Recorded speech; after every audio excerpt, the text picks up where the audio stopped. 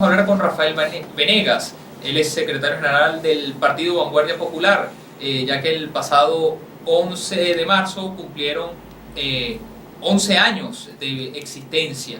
Y bueno, ante toda esta situación, lo que ha pasado con la muerte de muchos partidos políticos por parte del CNE, tenemos aquí al licenciado Venegas. Lo primero que quiero preguntarte, Rafael, es en estos 11 años, ¿qué tiene que aprender o qué tiene que dejar Vanguardia Popular al país? Bueno, en primer lugar, permíteme saludarte, agradecer la ocasión que me das para dirigirme a tu público, saludar a los oyentes que a esta hora nos sintonizan. Y bueno, sobre tu pregunta, diría que desde el momento en que nosotros nos constituimos como partido, en marzo de 2007, dijimos que la fundación de Vanguardia Popular era un acto de reafirmación y de replanteo, era un acto de crítica y de autocrítica, era un acto de reafirmación en asuntos fundamentales, pero al mismo tiempo de revisión de cosas importantes que eran necesarias revisar, tanto a la luz, tomando en cuenta de dónde venimos de la militancia en el Partido Bandera Roja, al cual le dedicamos casi toda nuestra existencia, ¿no? Casi toda nuestra vida, cerca de 40 años de militancia casi en ese partido, una larga tradición de izquierda que se enfrentaba a un proyecto como el que está en desarrollo hoy en el país, que se reviste de un discurso de izquierda y que reproduce ciertamente las prácticas de, al menos de una corriente que en nombre de la izquierda, de la revolución y el socialismo, gobernó el mundo por mucho tiempo. Hablo obviamente de la Unión Soviética, hablo de la Europa del Este, hablo de lo que se dio a conocer como el socialismo real. Socialismo real con el cual nosotros deslindamos desde que fundamos Bandera Roja. Lo he reivindicado como un aporte histórico del proceso político venezolano. El hecho de que hacia esos años, del principio de los 70, nacieron dos partidos en el país que, reafirmándose de izquierda y reafirmándose socialistas, hicieron una requisitoria muy clara a las perversiones, tergiversaciones de lo que se dio a conocer como el socialismo real. Estoy hablando de MAS y de Bandera Roja.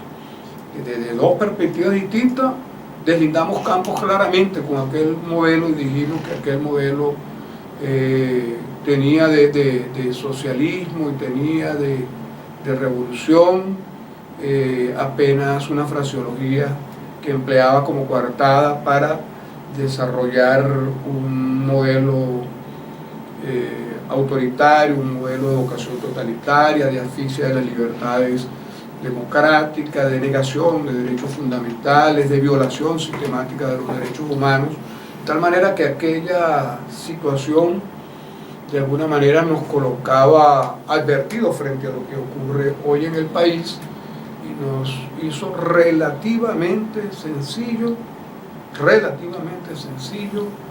por lo menos desenmascarar la patraña que estaba implícita en el proyecto de la boliburguesía en el poder, lo que se llama el chavismo.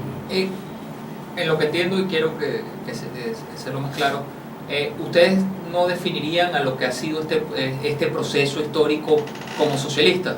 No, de ninguna manera, creemos más bien al contrario, que es la negación del socialismo.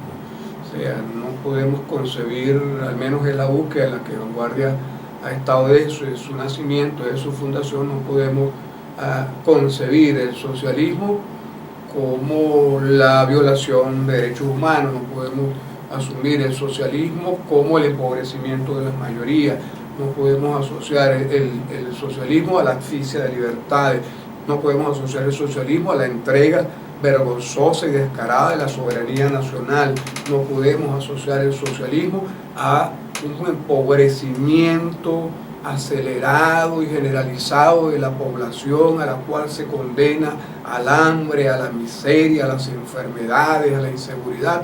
O sea, el socialismo no puede ser para dejar como destino, como resultado, un saldo como el que nos está produciendo esto, de manera que esto para nosotros es la negación del socialismo, y tanto la negación del socialismo, que en mis primeras declaraciones, allá hacia el año 2007, dije, en tanto que soy hombre de izquierda, no puedo ser chavista ni respaldar esto porque esto no tiene nada de izquierda. ¿Y por qué tenemos organizaciones políticas de tradición de izquierda? Tenemos al Partido Comunista, el MEP, que han estado apoyando a los gobiernos de Hugo Chávez y Nicolás Maduro y siguen ahí. ¿Por qué razón? Y ellos no se les puede negar sus orígenes de alguna manera. Sí, pero si tú revisas su comportamiento frente a esta experiencia histórica del socialismo real, yo diría que en el caso que han citado, incluso en el caso de los mismos compañeros de la Liga Socialista al cual pertenece Nicolás Maduro y otros sectores, vas a encontrar que ellos, frente a la experiencia del socialismo real, frente a la experiencia cubana, china, soviética, etcétera, unos hicieron mutis, los otros acompañaron aquel proceso, defendieron aquel proceso, particularmente partidos como los que tú mencionaste, que nunca pensaron con cabeza propia, siempre pensaron con cerebros prestados. A lo largo de muchos años estuvieron defendiendo la Unión Soviética y todo aquello como si fuese el socialismo, y por cierto, cuando se produjo el derrumbe se quedaron sin discurso. No fueron capaces de hacer ninguna reflexión autocrítica sobre aquello, ¿no? La Unión Soviética se desmoronó como un castillo de naipes y ellos no fueron capaces de dar una explicación histórica por qué ocurría aquello, por qué el socialismo que ellos defendían se había derrumbado del modo como se había derrumbado, y por qué las masas proletarias, los trabajadores y los campesinos no salieron a defenderlo, sino todo lo contrario, fueron los enterradores de aquel modelo. De tal manera que quienes fueron cómplices o guardaron silencio de aquellas experiencias históricas que son nefastas para la humanidad, porque estuvieron cargadas de represión, violación de derechos humanos, de intervención en otros países, etcétera, quienes guardaron silencio en aquel entonces o fueron claramente cómplices, no podían tener una actitud distinta frente a lo que ocurre hoy en el país. He tocado un tema sobre lo que fue la Unión Soviética, mencionaste a China, podemos mencionar a Corea del Norte, la misma Cuba. Podríamos mencionar a esos países, esas experiencias como socialistas. Ya tenemos en algún momento un caso venezolano en el cual Teodoro Pekov en algún momento escribió una dura crítica a la Unión Soviética cuando invadió Checoslovaquia, pero desde el caso de Vanguardia Popular, ¿qué le quedan a esas experiencias? La necesidad de continuar una búsqueda aún no resuelta, sin embargo, para hacer compatibles las ideas de la justicia social con las ideas de la libertad. Creo que si hacemos un balance de la experiencia histórica del capitalismo, el capitalismo puede ser reivindicado en el ejercicio de libertades. Efectivamente, libertades políticas, libertades sindicales, un conjunto de libertades individuales inclusive, de libertades colectivas, que no han sido acompañadas, sin embargo, no han sido acompañadas de una política de justicia social.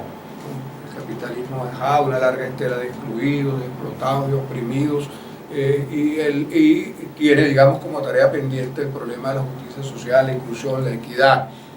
A la inversa, la experiencia que se ha conocido históricamente como experiencia socialista ha reivindicado como sus grandes logros en el plano de lo social, a despecho de las libertades públicas, o sea, en negación de las libertades individuales y colectivas. Nosotros creemos que es necesario encontrar una fórmula que armonice ambos modelos, que permita que la justicia social, o que en nombre de la justicia social no se cercenen las libertades, o viceversa, que en nombre de las libertades públicas no se niegue la justicia social. Ese equilibrio es fundamental, como es fundamental lograr un equilibrio entre un desarrollo autónomo del país con el ejercicio pleno de nuestra soberanía nacional.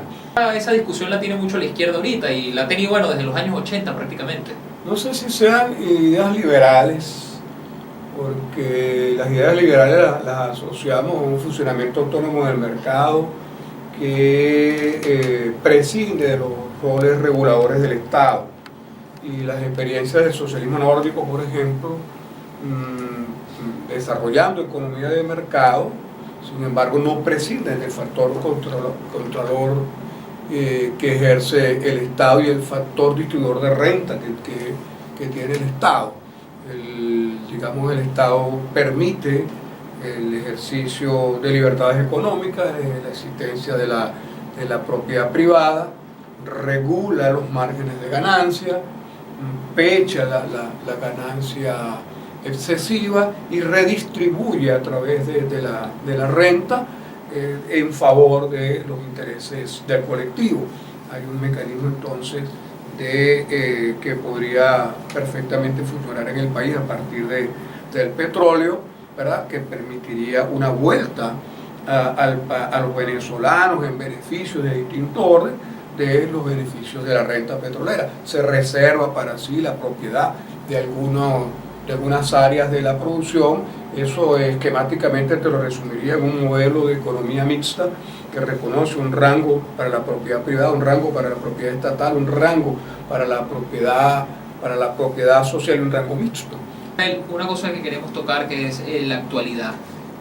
¿Cuál es la posición de Vanguardia Popular ante lo que está pasando en los actuales momentos? Viene en puertas un proceso electoral, está la conformación del Frente Amplio por parte de factores de la MUT y otros sectores políticos.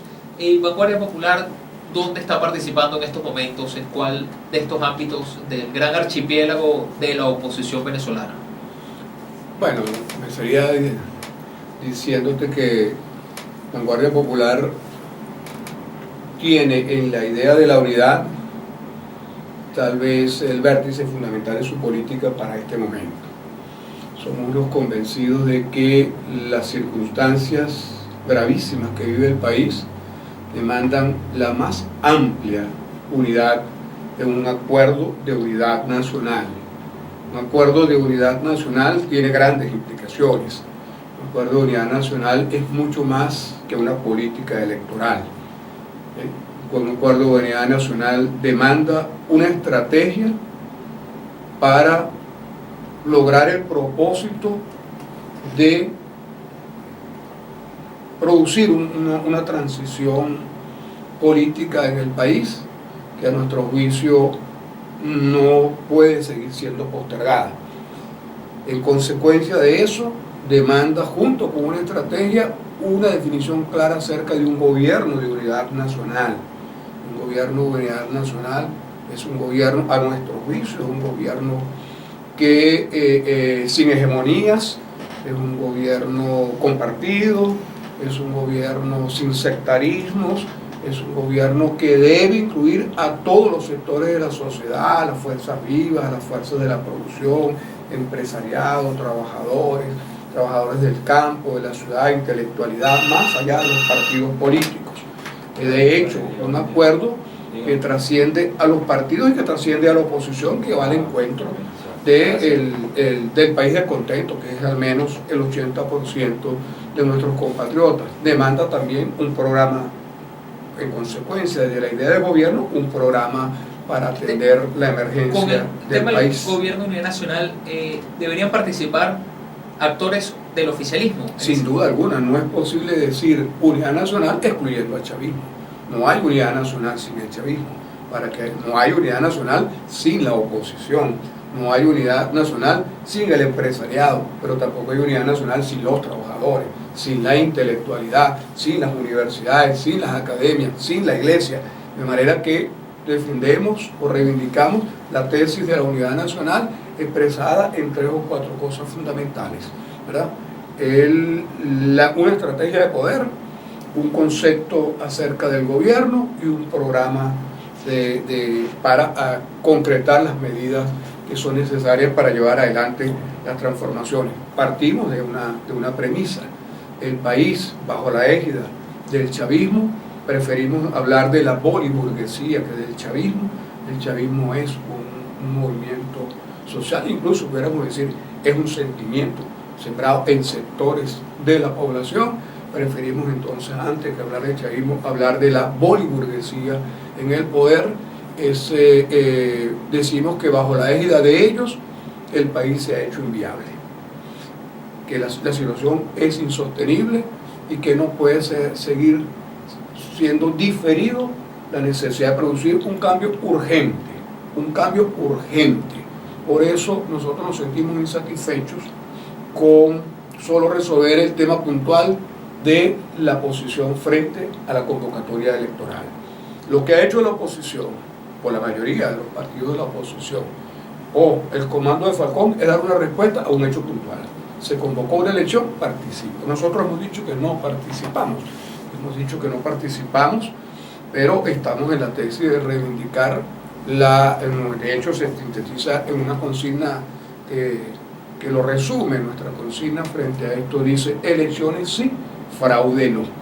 Con lo cual estamos diciendo que el proceso que se ha organizado es un proceso fraudulento, es doble o triplemente fraudulento. Es fraudulento porque es fraudulenta la constituyente que lo convoca, es fraudulento porque el sistema electoral que se ha construido en el país es fraudulento. O sea, no decimos que el ciudadano que acude a votar y vota por el candidato A, la máquina le va a decir B, no decimos eso. Hablamos de un sistema electoral que se ha configurado, ¿verdad?, que está diseñado a la medida de los intereses del régimen y está hecho para la perpetuación de ellos en el poder.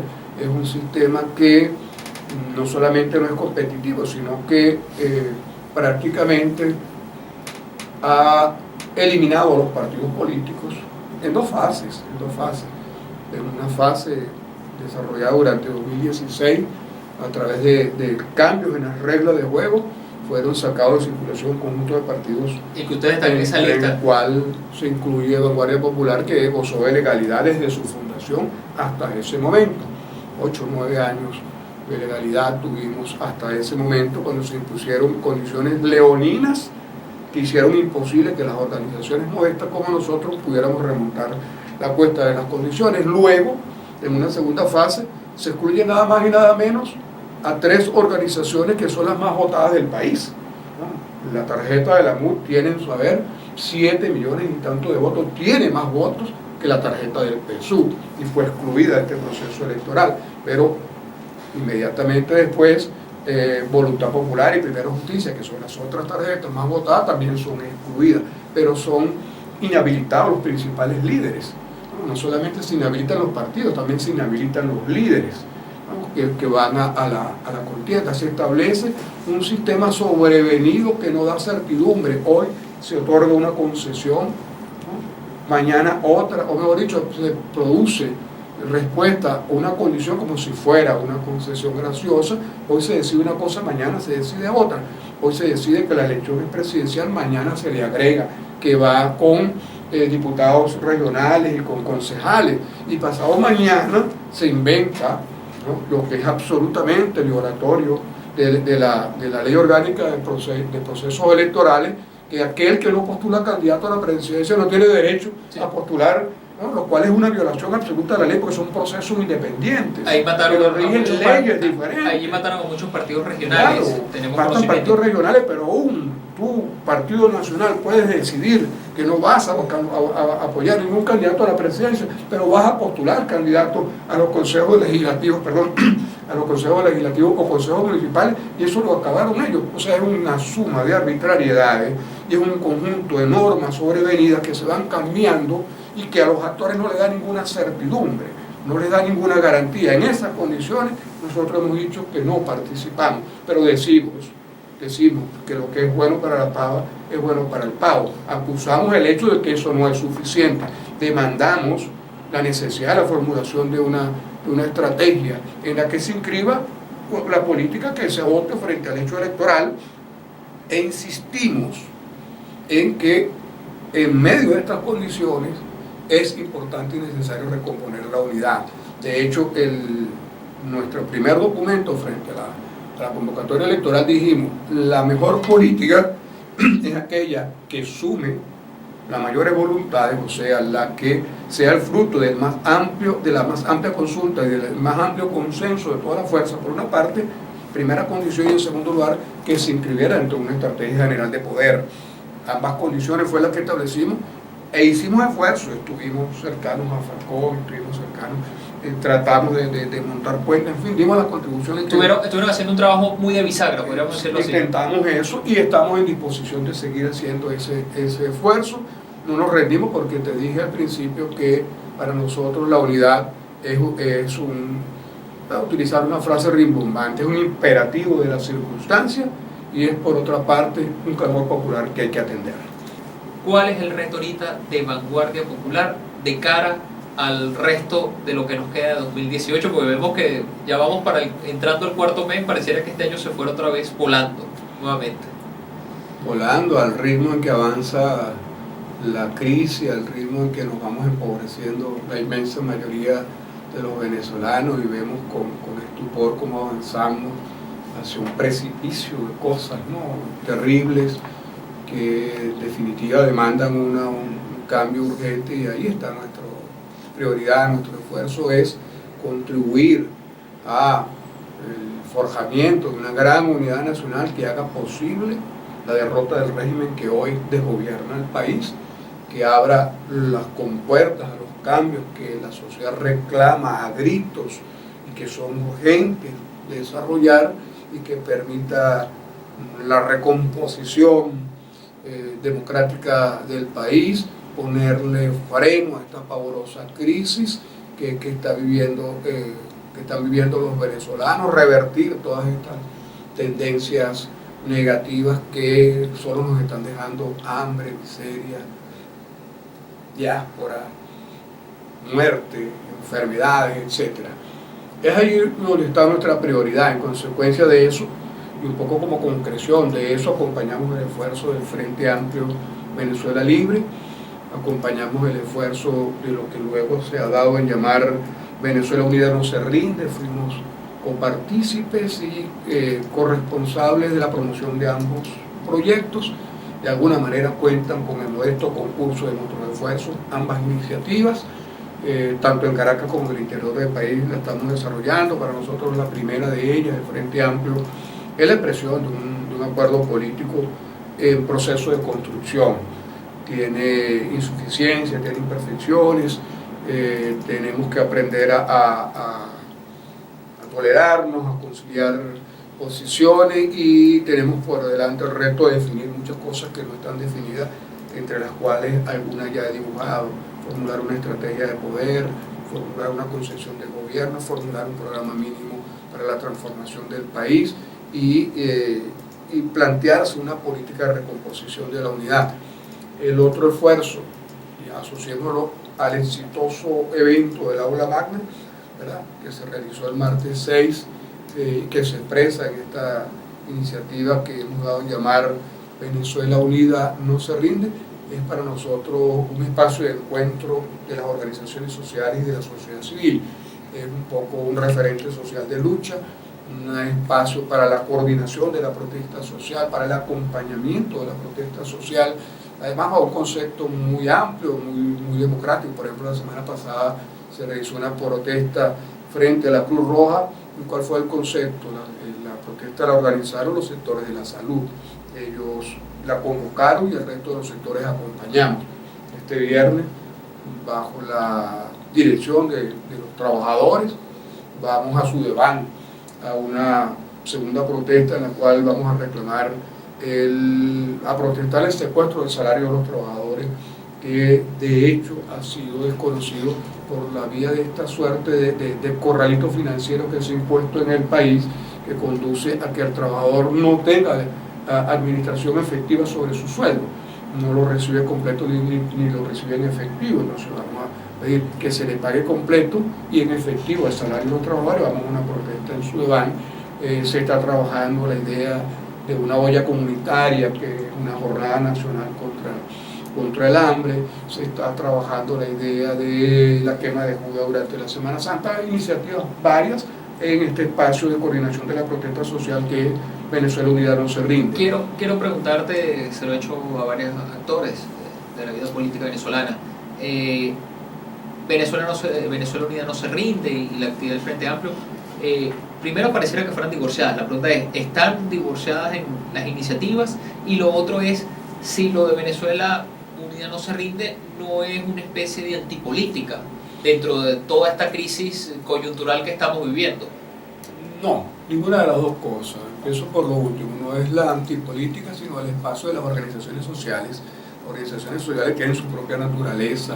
Te cito un ejemplo, Codevida, vamos a decir, Codevida, que es una cosa dramática, ¿verdad? La que viven los pacientes que padecen enfermedades crónicas, una red de organización nacional de gente que se ha constituido junto con los gremios de la salud, junto con los trabajadores, las sociedades de residentes médicos, etcétera. Tienen su especificidad, tienen sus propias demandas, son absolutamente justas, están asociadas al reclamo, yo diría clamor nacional que demanda la ayuda humanitaria como una necesidad. El gobierno frente a esto tiene, yo digo, primero una actitud criminal, ¿sí? Absolutamente criminal, que se hace corresponsable de las muertes de mucha gente por hambre y por enfermedad.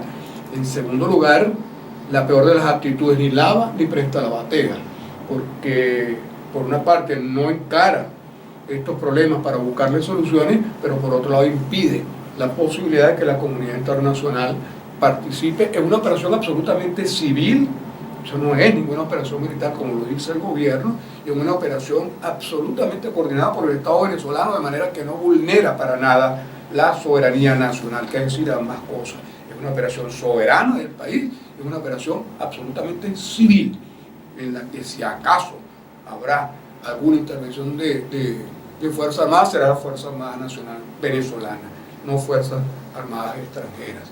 Entonces, digo que todas estas organizaciones, para volver al redil de lo que conversábamos, son organizaciones que tienen su especificidad, ¿okay?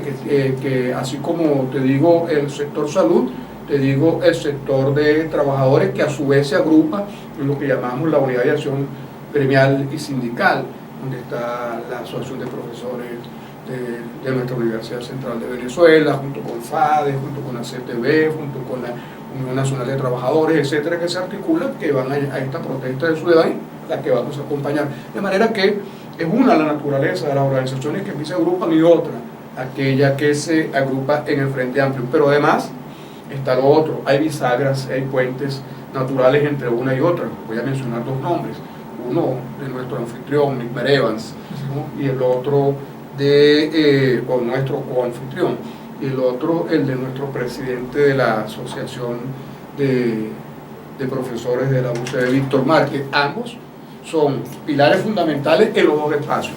Están en el espacio de Venezuela Unida no se rinde, y están en la directiva del Frente Amplio, y están jugando un papel de puente, de comunicación entre ambas organizaciones para hacer complementarios los esfuerzos y no excluyentes.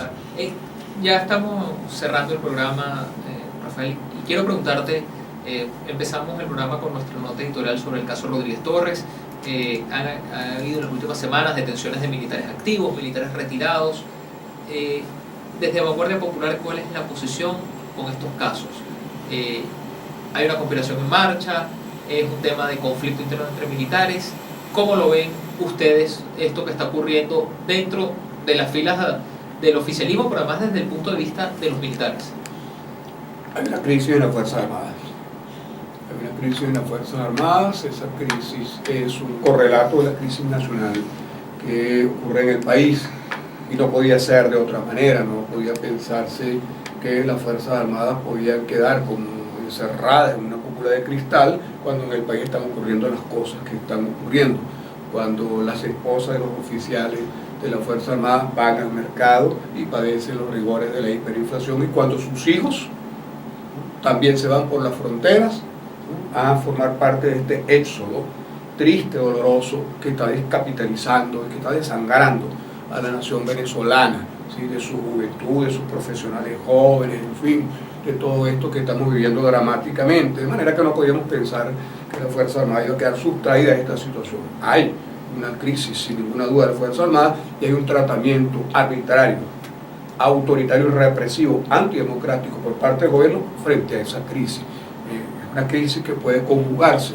perfectamente por la vía democrática, por la vía de la discusión y por la vía de prestar atención, oídos receptivos a los reclamos que vienen de todos los sectores de la sociedad, pero el gobierno prefiere tratarlo con el único método que el gobierno tiene para tratar los problemas: la represión, la arbitrariedad, la violación de derechos fundamentales, de derechos humanos y de procedimientos que el Código Civil y el Código Militar prevén para el caso de aquellos que, por cualquiera sea la situación, se vean impulsos en situaciones irregulares o que eventualmente puedan ser penadas por la ley. De manera que condenamos una parte de la respuesta que en este orden da el gobierno, nos solidarizamos con la familia militar que está siendo sometida a persecución, a represión y a una cacería de brujas por un gobierno paranoico que demuestra con esto mucho miedo frente a lo que ocurre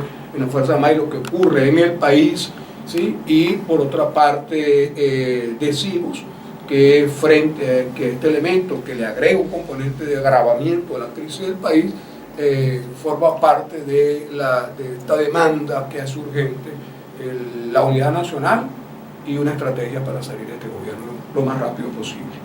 Bueno, hemos conversado con Rafael Venegas, el secretario general del Partido Vanguardia Popular. Rafael, muchas gracias por haber participado aquí en Punto de Corte Radio. Bueno amigos, ha sido todo por hoy. Recuerden seguirnos a través de puntodecorte.com y como siempre todos los martes de 9 a 10 de la mañana estaremos aquí en Punto de Corte Radio, donde las noticias de la web toman la radio. Quien habló para ustedes ha sido Rafael Curbelo. Nos vemos la próxima semana.